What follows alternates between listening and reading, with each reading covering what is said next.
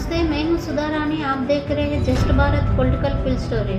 आज का field story है कि अफसोस की बात है, हमास का टेरर अटैक्स के बाद इसराइल का काउंटर अटैक को एक वार जोन की और पूरा प्रपंच को लेके जा रही है। वर्ल्ड इज़ एट वॉर बोल के कहना चाहिए, क्योंकि एक तरफ यूक्रेन रशिया वार हो रही है, तो अब न्यूली इसराइल पालस्तीना वार जंग शुरू हो गई है। इस बीच में पॉलिटिशियन अलियास बैरिस्टर अलियास जेबीम का सपोर्टर मिस्टर ओवैसी एक घुसपैठी बन के सामने आए। इस वार जोन के टाइम पे इन्होंने इनका एलिगेशंस है ये कभी भारत देश के बारे में नहीं सोचते हैं, ना ही जियोपॉलिटिकल बारे में सोचते हैं। मगर अफसोस की बात है ये पॉलिटिशियन है, अफसोस की बात है ये एक बैरिस्टर है। तो इनका एलिगेशंस है कि देश के प्रधानमंत्री थे जिनका वीडियो बड़ा वायरल हो रहा है, उनके भाषण को सुन लीजिए आप। उन्होंने फ़लस्तीन के बारे में क्या कहा था कि अरबों की ज़मीन पर कब्जा कर लिया गया है। और दूसरी बात यह है कि भारत में हमने एक पोस्ट स्टैम्प निकाला था सॉलिडेरिटी विद पैलेस्टाइन, वो भी आजकल देख रहे हैं आप लोग। हमारी शुरू से पॉलिसी फ़लस्तीनियों की तायीद में रही है। इसमें शिफ्ट आया जब कांग्रेस की सरकार थी, उसमें एक शिफ्ट आया। मोदी जी ने इतना खुल्ला कैसे इजराइल को सपोर्ट कर रहे हैं। भारत देश तो कब से पालस्तीनिया के सपोर्ट में है। कौन कहा है हम अब पालस्तीनिया के सपोर्ट में नहीं है बोल के? कौन कह रहा है जो अटैक्स हम इजराइल में हुआ वो टेररिस्ट अटैक्स नहीं है बोल के? ये खुद डेफिनेशंस लेके मोदी जी पर एलिगेशंस कर रहे हैं। हाँ, मोदी जी ने इजराइल के सपोर्ट में ट्वीट करके वीडियो बना के उनको पूरा सॉलिडारिटी रखी है, और इजराइल के सपोर्ट में पूरा देशवासी भी सपोर्ट दे रहे हैं, क्योंकि जो अटैक्स इजराइल में हुआ वो हमास का टेरर अटैक्स है। और मगर ओवैसी का एलिगेशन ऐसा समझते हैं वो कोई भारत देश के बारे में नहीं सोचते हैं, ना ही जियोपॉलिटिक्स के बारे में सोचते हैं। हमारा वहाँ पे 60,000 के ऊपर जनता वो इजराइल में काम कर रहे हैं, वहाँ पे है, वो उसके बारे में नहीं सोचते हैं। उनका खाली एक ही एजेंडा है कि जे मीम को सपोर्ट करना ही चाहिए, यही गवर्नमेंट का एजेंडा होना चाहिए। अगर नहीं है तो ये भड़क जाएंगे। ऐसा ही इन्होंने एक वीडियो निकाल कर मोदी जी को कैसे आप इतना धैर्य से इजराइल को सपोर्ट देते हैं, क्योंकि हमारा एजेंडा था पालस्तीना को सपोर्ट करना, उसने कांग्रेस ने चेंज किया। अगर आपने वीडियो नहीं देखा तो प्लीज़ आप एक बार वीडियो चेक कीजिए। वीडियो देखने के बाद हम बात करेंगे, क्योंकि पहला उनका एलिगेशन समझ में आया तो वो क्यों गलत है हम जान सकते हैं। खाली ओवैसी जी नहीं, अलीगढ़ यूनिवर्सिटी में कुछ चंद बच्चे भी पालस्तीनिया के सपोर्ट में रैली निकाले और अपना मीम का सरफरोश अपना जुनून दिखाए। तो ये तो यहाँ तक की ठीक है, मगर हर एक वर्ल्ड में होने वाले हर एक इस्लाम का प्रॉब्लम हमारा प्रॉब्लम नहीं है। मगर यहाँ पे ओवैसी इतना ब्रेक डांस करते हैं हर बात में गवर्नमेंट को ये फोर्स करने के लिए, मजबूर करने के लिए इनका दबाव होती कि मीम का सपोर्ट करना ही गवर्नमेंट का एजेंडा होना चाहिए, ऐसा इनका थिंकिंग है। इसीलिए वो गलत है। हर एक का एक ही रूल नहीं होता है जियोपॉलिटिक्स में, हर एक का एक मसला होते हैं, उसको उस मसले की तरह से ही डील करना चाहिए। एक खालिस्तान के मोमेंट पे भी भारत देश को ही गलत ठहराते हैं, मोदी जी को ही करते हैं। कहीं पे कोई लड़ ले तो भी वहाँ पे मर जाने वाले को भी हम ही सपोर्ट देना है, ऐसा इनका सोच गलत है। हाँ, मगर इनका ओवैसी का और हमास का एक दोनों का रिजम्बलेंस है। वो क्या है बोले तो रजाकार से ये लोग पॉलिटिकल पार्टी बने, वो वैसे हमास पॉलिटिकल पार्टी से टेररिस्ट ग्रुप बन गई। ये दोनों में थोड़ा ही फर्क है, कुछ और फर्क नहीं है। ये मीम ऐसा होती है कि ऑस्लो एग्रीमेंट हुआ, और ऑस्लो एग्रीमेंट में कहा गया था कि वेस्ट बैंक और गाजा में इंडिपेंडेंट पैलेस्टीनियन कंट्री बनाया जाएगा। 5 साल जाके 30 साल हो गए। तो इसकी जिम्मेदारी ऑस्लो एग्रीमेंट की सब पर थी, यूएसए पे थी, यूके पर थी, यूरोपियन नेशंस पर थी। तो 5 साल जाके 30 साल हो गए आज आप। ऐसी होती है मीम का मसला। इनके लिए मीम ही सब कुछ होता है, जो कोई मीम नहीं होता है वो पराया होता है, ये तो तय है। तो वो वैसे रो रहे हैं कि पालस्तीना का सपोर्ट में हम क्यों नहीं हैं मोदी जी, क्योंकि पालस्तीना अरबों का इम्पोर्टेंट मस्जिद है जो इसराइल के अंडर कंट्रोल में है। तो वो बात तो सही है, मगर आप जो पाकिस्तान बनने के बाद जो मुस्लिम्स रह गए, तो आप हमको फूलों में रखकर राम जन्मभूमि, काशी विश्वनाथ टेम्पल और कृष्ण जन्मभूमि को दे देना था।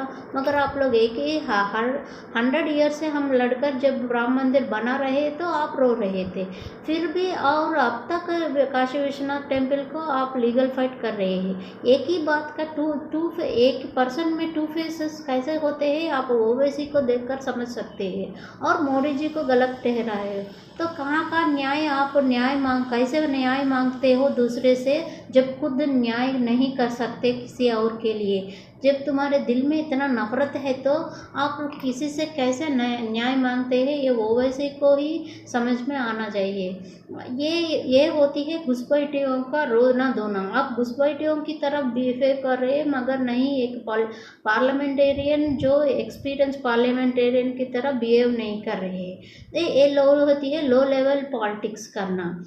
मोदी जी गलत नहीं है, आप गलत है वो वैसे। 30 ईयर इनका 4th एलिगेशन में ओस्लो अग्रीमेंट को लेकर पालस्तीना बनाना था। ये वर्ल्ड का यूएस, यूनाइटेड किंगडम सब मिलकर पालस्तीना को बनाना था। वो 30 ईयर्स ड्रैग हो गई, मगर 100 ईयर से यहाँ पे राम जन्मभूमि इसी का आप लीगल फाइट कर सकते हो ना।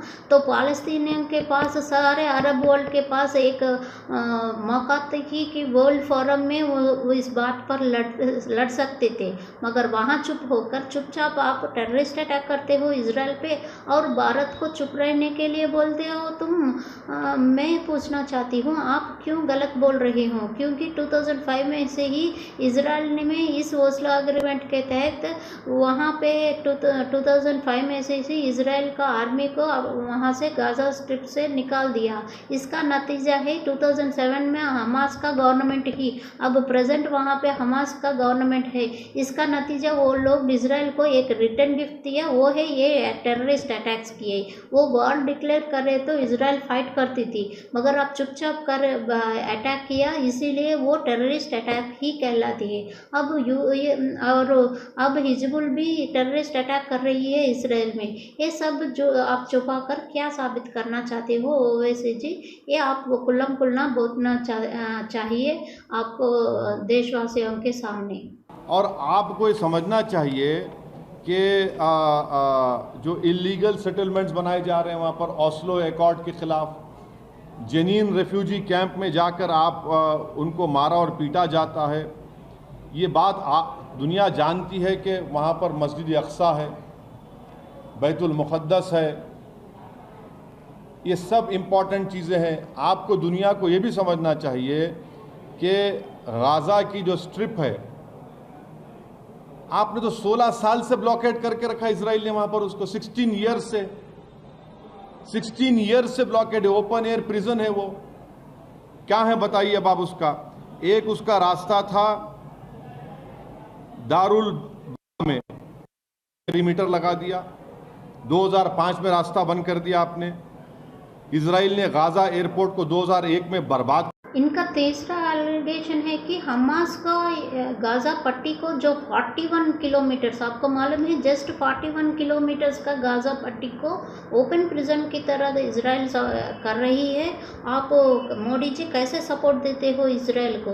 बात में बीआरएस को सपोर्ट करने वाले वो वैसे साहब, आप प्रगति भवन में बाइक रैली में चले जाते हो, आप कभी भी केसीआर से मीट होते हो, उनसे बहुत फ़ायदेमंद 1000 करोड़ का बजट लेके आते हो ओल्ड सिटी, मगर ओल्ड सिटी का किसी कॉन्स्टिट्यूशंसी में मैं ओवैसी में, अगर ओवैसी सच्चा मुस्लिम है तो उन पर ही कसम खा के बोल रही हूँ। जय तेलंगाना मूवमेंट में पीक स्टेज में भी कोई केटीआर, ना ही तेलंगाना का hero KCR, old city constituency से किसी मुस्लिम के द्वारा उन्होंने जय तेलंगाना का नारा ही नहीं लगवाया। इन लोगों श्री कृष्णा कमीशन में ये वोट डाले कि श्री कृष्णा कमीशन में थर्ड जो ऑप्शन था ग्रेटर तेलंगाना बोल के, ये कर्नूल डिस्ट्रिक्ट को हैदराबाद और कर्नूल डिस्ट्रिक्ट आंध्र प्रदेश में होती है, उसको मिलाकर ग्रेटर तेलंगाना की डिमांड रखे है। बोले तो ये भी, चाहे वो गाज़ा स्ट्रिप 41 किलोमीटर है, ये भी इंडिया में और एक गाज़ा स्ट्रिप बनाने की बहुत सारी कोशिश की, मगर वो नाकामयाब हुए। अब तक ओल्ड सिटी में किसी प्राइम मिनिस्टर, ना ही किसी चीफ मिनिस्टर, इतने चीफ मिनिस्टर जब यूनाइटेड आंध्र प्रदेश में थे और तेलंगाना के बाद बनने के बाद भी कोई आपके कॉन्स्टिट्यूंसी से नारा नहीं लगाए जय तेलंगाना या जय भारत, किसी प्राइम मिनिस्टर को आने नहीं दे रहा।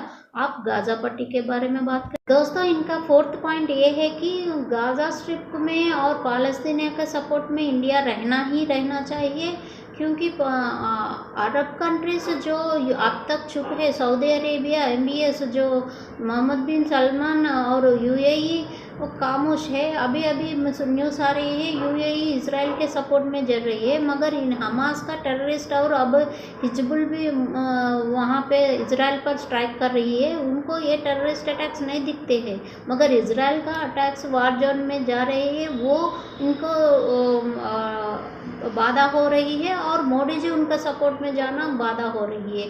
मगर ये ना ही राम मंदिर के बारे में सोचते हैं, ना ही इनका कोई ओल्ड सिटी में किसी और को नहीं आने देते हैं, वहाँ तक तो वो बात इनका है। इनका फोर्थ एलिगेशन है ये जो पार्लियामेंटेरियन होके बैरिस्टर होने की वजह से है या किसी और के बात में, मगर ये झूठ बोल रहा है कि हमास के ऊपर जो अत्याचार हो रहे हैं, मगर 2000 ओस्लो अग्रीमेंट के बारे में बोल रहे हैं। तो ये गलत कहाँ पे बोल रहे हैं कि बोले तो उनके पास, सारे अरब वर्ल्ड के पास एक मौका थी कि वर्ल्ड फोरम में वो इस बात पर लड़ सकते थे, मगर वहाँ चुप होकर चुपचाप आप टेररिस्ट अटैक करते हो इजराइल पे और भारत को चुप रहने के लिए बोलते हो तुम। मैं पूछना चाहती हूँ आप क्यों गलत बोल रहे हो, क्योंकि 2005 में से ही इजराइल ने में इस ओस्लो एग्रीमेंट के तहत वहाँ पे 2005 में से ही इजराइल का आर्मी को वहाँ से गाज़ा स्ट्रिप से निकाल दिया। इसका नतीजा है 2007 में हमास का गवर्नमेंट ही, अब प्रेजेंट वहाँ पे हमास का गवर्नमेंट है। इसका नतीजा वो लोग इजराइल को एक रिटर्न गिफ्ट दिया, वो है ये टेररिस्ट अटैक्स किए।